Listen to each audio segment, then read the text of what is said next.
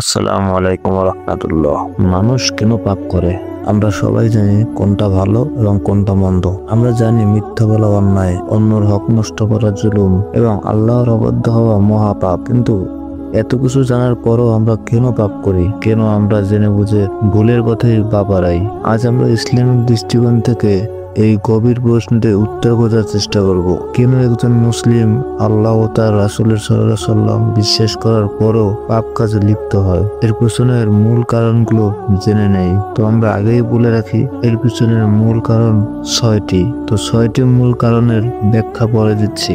আগে 6টি কারণ শুনুন। 1. শয়তানের ওয়াসওয়াসা এবং 2. নফসের তাড়না। 3.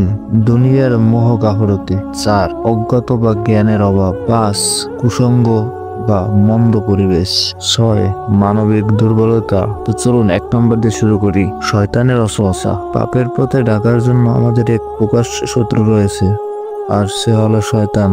আল্লাহ তাআলা কোরআন মাজিদে এটাকে আমাদের প্রকাশ্য শত্রু হিসেবে ঘোষণা করেছেন। তাহলে শয়তানের কাজ কি? শয়তানের কাজ হচ্ছে কুমন্ত্রণা দেওয়া। শয়তান মানুষের মনে গোপনে কুমন্ত্রণা দেয়, পাপ কাজকে সুন্দর ও আকর্ষণীয় করে দেখায় এবং ভালো কাজকে কঠিন ও বিরক্তকর বলে মনে করায়। ভুলিয়ে দেওয়া।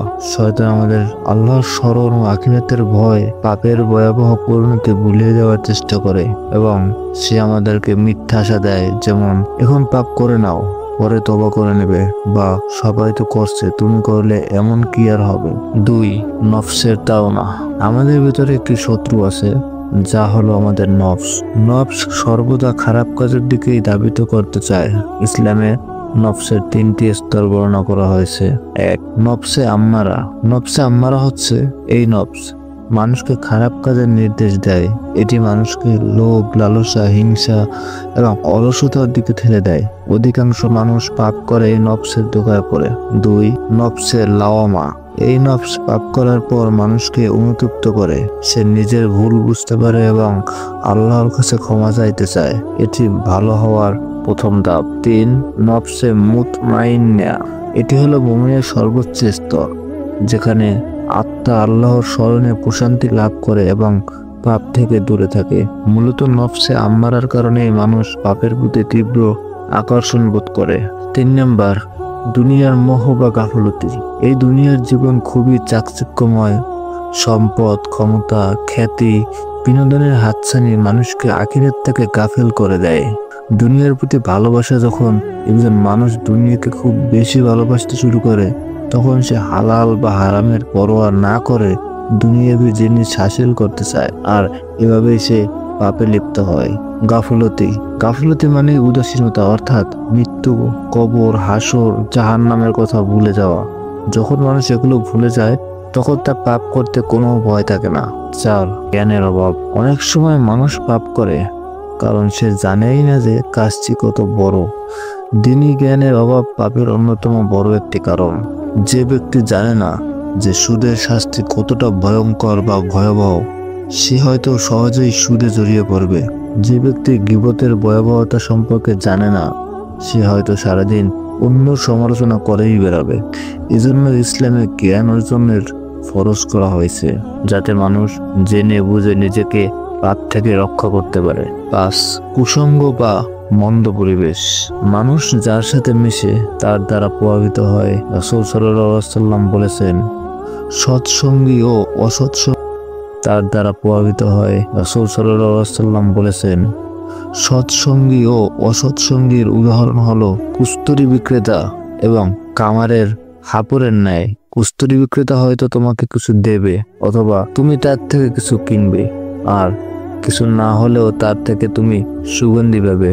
আর কামারের হাপড় হয়তো তোমার কাপড় পুড়িয়ে দেবে, আর না হলেও তুমি তার থেকে দুর্গন্ধ পাবে। খারাপ বন্ধুরা পাপকে স্বাভাবিক মনে করে।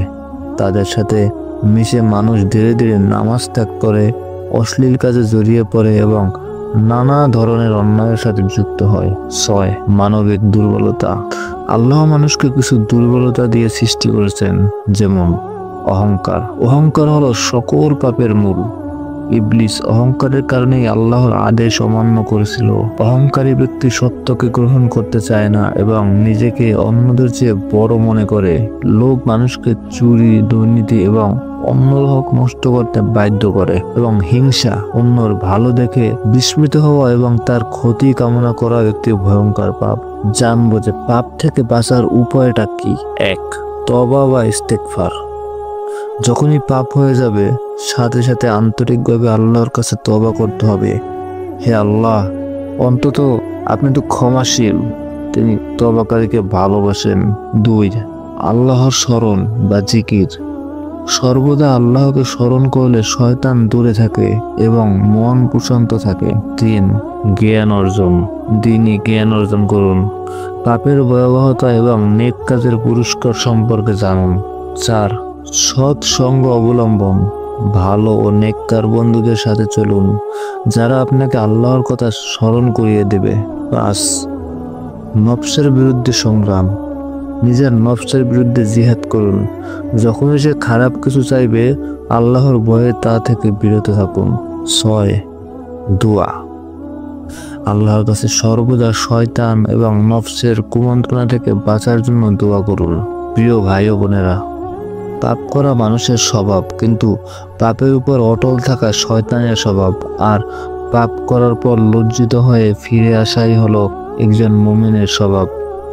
মনে রাখবেন, আমাদের দুর্বলতা সত্ত্বেও আল্লাহ তাআলার রহমত ও ক্ষমা তার চেয়ে অনেক বিশাল।